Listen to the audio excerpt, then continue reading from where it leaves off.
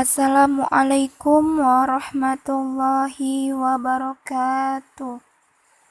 Alhamdulillahirabbil alamin. Wassalatu wassalamu ala asyrafil anbiya'i wal mursalin wa ala alihi wa ashabihi rasulillahi ajma'in. Amma ba'd. Puji syukur kehadirat Allah Subhanahu wa taala yang masih memberikan nikmat yang begitu banyak kepada kita semua, sehingga kita masih bisa bersama-sama untuk mempelajari bahasa Arab ini. Salawat serta salam kita hadiahkan kepada Nabi Muhammad sallallahu alaihi wasallam. Allahumma shalli wa sallim wa barik alaihi. Semoga kita masih tetap senantiasa bersalawat kepadanya, sehingga akan mendapatkan pertolongan dari baginda di yaumil akhir kelak nanti. Amin ya rabbal alamin. Baiklah anak-anak yang Ustazah sayangi, pada pertemuan kedua semester 2 ini kita akan membahas mengenai pembagian isim-isim mabni, taqsimul mabniyatil minal asma. Sebelumnya Ustazah sampaikan kepada anak-anak untuk tetap selalu menjaga kesehatan, menjaga pola makan, dan tidak banyak main di luar untuk berkerumun dengan orang lain, karena kesehatan merupakan nikmat yang paling besar dari Allah. Karena kenikmatan kesehatan itu jika sudah dicabut dari Allah, maka itu sungguh tidak enak. Semua dijalankan tidak akan menjadi enak. Baik anak-anak, kita lanjut mengenai pembagian isim mabni. Di pertemuan kali ini Ustazah akan menyampaikan mengenai poin yang penting, yaitu yang pertama ada pengertian, yang kedua pembagian isim mabni, dan juga contoh-contohnya secara ringkas. Nah, jadi pengertian isim mabni itu terdiri dari dua kata. Yang pertama isim dan yang kedua mabni. Isim sudah kita ketahui bersama bahwasanya pengertiannya adalah setiap kata yang menunjukkan kepada segala jenis nama. Bisa itu nama manusia, hewan, tumbuhan, benda, tempat, waktu, sifat, dan yang tidak terikat dengan waktu. Sedangkan pengertian mabni adalah artinya tetap. Artinya apa? Tetap di sini. Tetap itu adalah pada baris. Barisnya tidak akan pernah berubah kecuali kedudukannya akan diubah.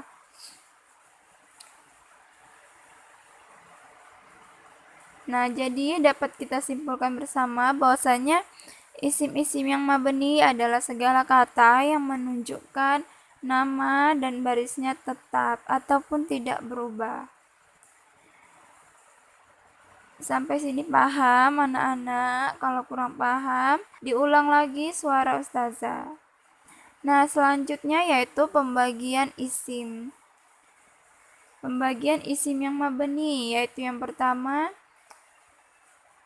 adalah domair, domir. Yang kedua isyarah. Yang ketiga ada mausul.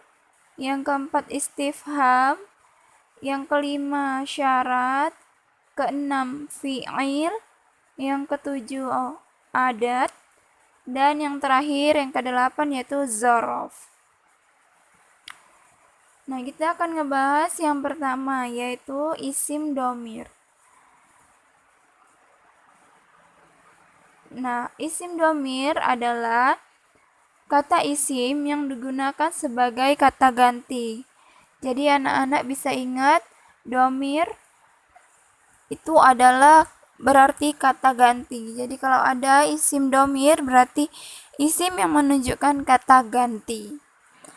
Contohnya yaitu misalnya ada kata huwa. Huwa berarti dia untuk laki-laki.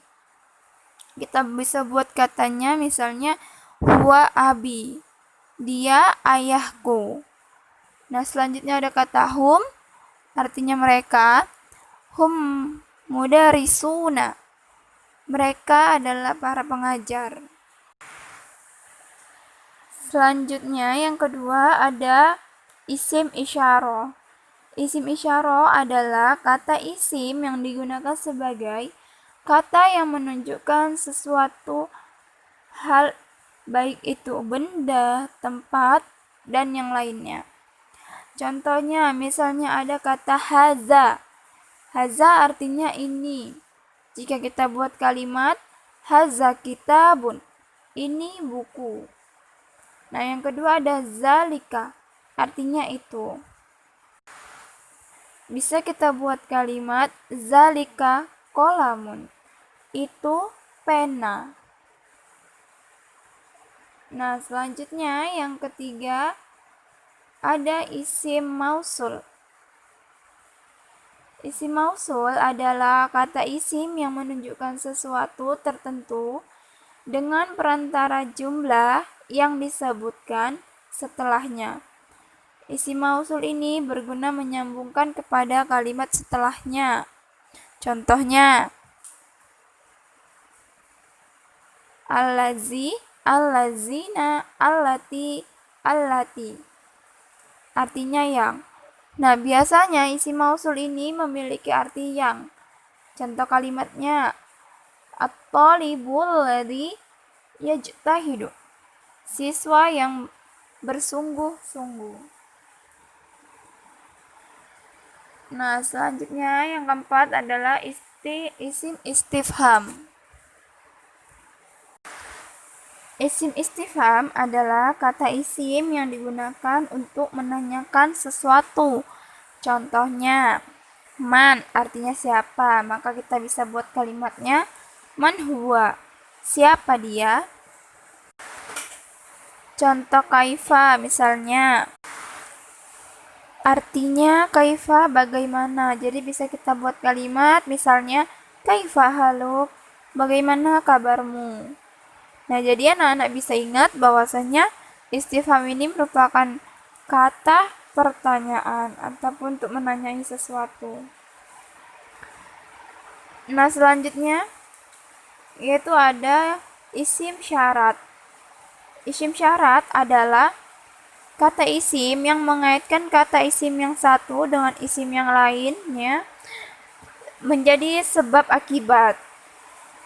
Contohnya, man jadda wajada, siapa yang bersungguh-sungguh akan mendapatkan.